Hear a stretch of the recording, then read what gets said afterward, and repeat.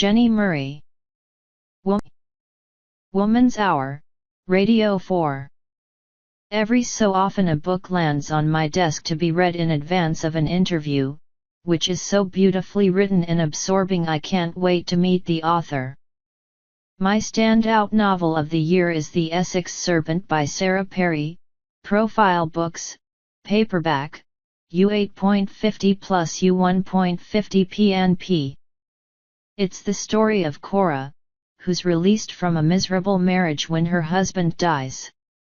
She leaves Victorian London for Colchester and becomes involved with the vicar and her passion for naturalism. It's about love, faith, and myth. I loved it. Waiting to be read is I Was Told to Come Alone, My Journey Behind the Lines of Jihad, Virago, paperback, U14 including PNP, by Swidmi Kennett, the Muslim daughter of parents who came to Germany as guest workers. As a journalist she sought to understand contemporary Islamic militancy, something we all need to know. Simon Mayo. Book Club, Drive Time, Radio 2. I know it might seem a cop-out, but for my book of the year so far, I'll pick Days Without End by Sebastian Barry, Faber and Faber, paperback, U8.50 plus U1.50 PNP, which won the Costa Book Award. I've read nothing like it for years. The easy bit is to say it's about two young Irishmen fighting the Indian Wars and the American Civil War who then, amid the horrors, fall in with an orphan Sioux girl. Every page is a thing of poetic beauty. One I can't wait to get hold of is Munich by Robert Harris, Hutchinson, published September 21. I can't think of a writer I admire more. His consistency is remarkable, his writing crystal clear and his research awe-inspiring. Here he's back writing about Germany, specifically the Hitler-Chamberlain meeting of 1938 that led, infamously, to the OPAs in our time divided by paper wafting from the British Prime Minister.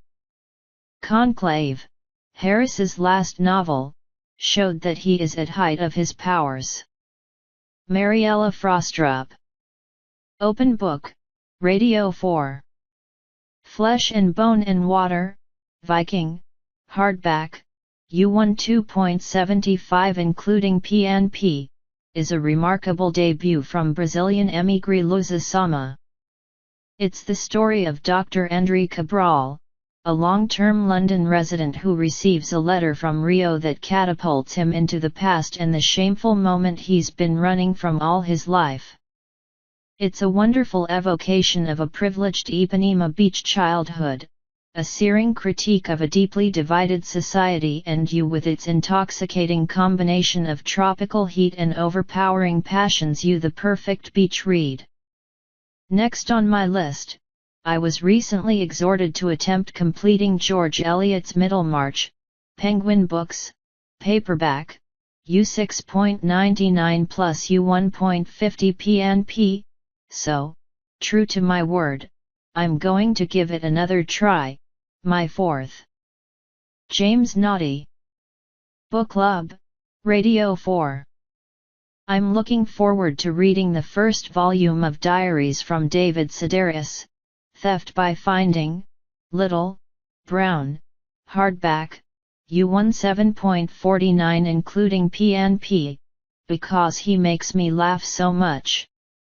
In an era when US satire is outpacing our own, he's a sharp, humane, and hilarious voice that never fails to make you smile and sometimes weep. Apparently effortless humor is difficult, and precious. He's the real thing. The books I'd recommend for summer are Francis Spufford's Golden Hill, Faber and Faber, paperback, U8.50 plus U1.50 PNP, which is a political romp in 1750s New York, population, 7,000. And, to round off an American-themed selection, you must read Days Without End, See Simon Mayo.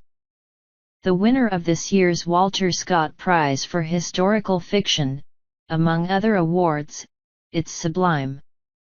Kirsty Lang. Front Row, Radio 4. Richard Ford's Between Them, Remembering My Parents, Bloomsbury, hardback, U1 2.75 including PNP, was a Radio 4 book of the week and I spoke to him about it on Front Row. It's a love story about a salesman who takes his wife on the road. They live an itinerant existence traveling across the American South during the Great Depression until she becomes pregnant with their only son, who grows up to become one of America's greatest novelists. Beautifully written, it evokes mid-20th century America like an Edward Hopper painting. For my holidays, I'm looking forward to reading The Vanishing Futurist by Charlotte Hobson, Faber and Faber, paperback, U8.50 plus U1.50 PNP, which was shortlisted for the 2017 Walter Scott Prize for Historical Fiction. It's about an English governess who gets caught up in the Russian Revolution. She moves into a commune led by an inventor who wants to revolutionize daily life with his innovations. But then one day he disappears.